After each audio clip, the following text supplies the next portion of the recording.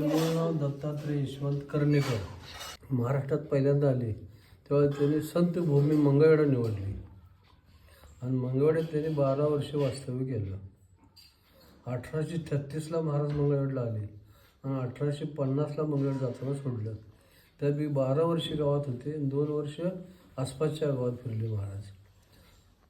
त्यांना महाराजांना त्या बसापा तेल्यानं विचारलं होतं, महाराज तुम्ही इथं या दाट काठ्या जंगलात राहताय, आमच्या वाड्यात वगैरे चाला, इथं पायात घातले चालता येत नाही, तुमच्या पायात तर काय नसतंय, शरीर महाराज संपूर्ण महाराज पूर्ण विधी अवस्थेत होते. तिथं त्यांची 12 ठिकाणी 12 नावं आहेत, त्यापैकी तिथं पूर्ण विधी अवस्थेत होते म्हणून तिथं दिगंबर बुवा त्या नावानं प्रसिद्ध होते तिथं. मग अक्कलकोटला अक्कलकोट स्वामी झाले. मग 1836ला आले आणि 1850ला महाराजांनी मंगळवेढा सोडलं. त्याच्या अगोदर त्यांचं कृष्णतळा आहे. त्या कृष्णतळ्याच्या वरच्या बाजूला कटकवन आहे, अजून सुद्धा आहे. तिकडे आहे दुष्काळी भागाच्या बाबळीची झाडं उगवतात ना, त्या कटकवनात महाराज सगळं वास्तव्य असायचं.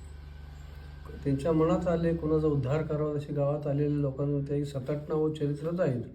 बसापा दिल्ली, रामभाऊ तांबट, नंतर श्रीपाद भट्ट असे आणि 5-6 नावं आहेत त्यात चरित्रात. असं 7-8 लोकांचा त्यांनी उद्धार केला, चमत्कार तिथे दाखवले महाराजांनी त्यांच्या लोकांना. तसं रामभाऊ तांबट नावाचा जो भक्त होता तो नंतर भक्त झाला. पूर्वी गॅस मिळत नव्हता, मग कुऱ्हाड घेऊन जंगलात लाकडं तोडायला गेला. लाकडं गेला असताना महाराज मोठे काठ्याची फांजरी पडलेली आहे आणि त्या फांजरीवर महाराज झोपलेले आहेत.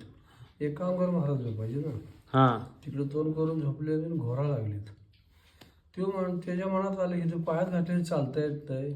शरीर जर माझं वर्णन इतकं पसरलेलं ह्याच्यात की शरीर महाराज 7 फूट महाराज उंच होते.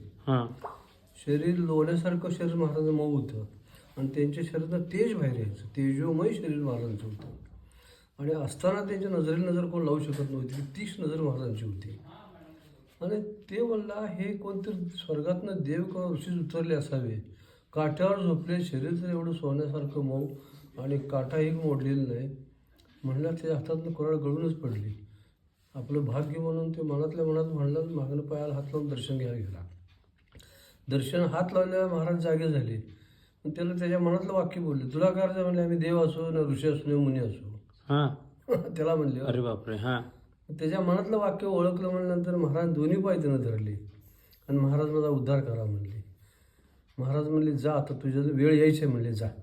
मग त्यांना महाराज नखशिकांत महाराजांनी त्याने एकदा पाहिलं. मग ते गेला गावात घरी. वाडा होता मोठा, ते चौसपी वाडा